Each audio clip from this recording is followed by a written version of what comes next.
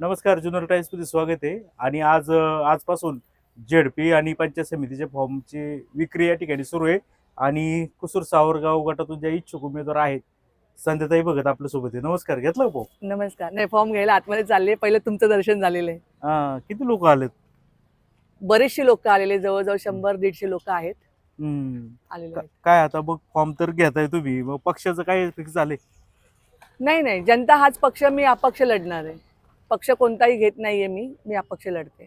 मग अपक्षाचं लढवायचंच म्हणजे अगोदर तुम्ही शिवसेनेकडं जवळीक होती, नंतर अपक्षापर्यंत प्रवास झाला.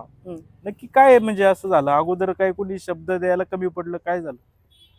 शब्द म्हणजे मला शरददादांनी सांगितलं होतं की ताई तुम्ही गटात काम करा, महिला आरक्षण आल्याच्या नंतर आपण तुमचा विचार करू. आणि सर्वसाधारण आरक्षण आलं, सगळ्यांना माहितीच आहे सर्वसाधारण आरक्षण आलं.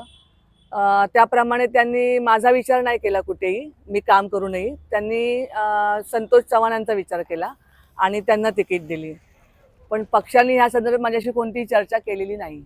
बरं. संतोष चव्हाण यांना तिकीट दिल्याच्या नंतर तुम्ही कॉन्टॅक्ट नाही केला का?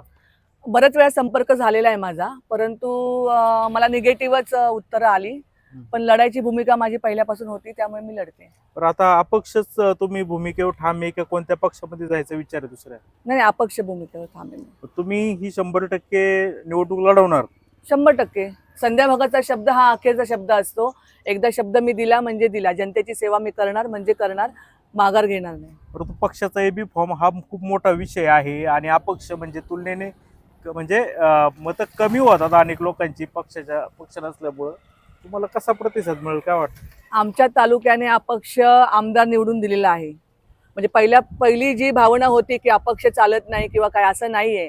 जनतेला हे सगळं समजतं की कोण काम करते. पक्ष हा मॅटर सेकंड झाला, पण माणूस हा मॅटर पहिला आहे की कोण माणूस आहे आणि काय काम करतो. आणि सामाजिक काम मी पहिल्यापासून करत आले आणि करत राहीन याच्या पुढेही. हा माझा शब्द आहे.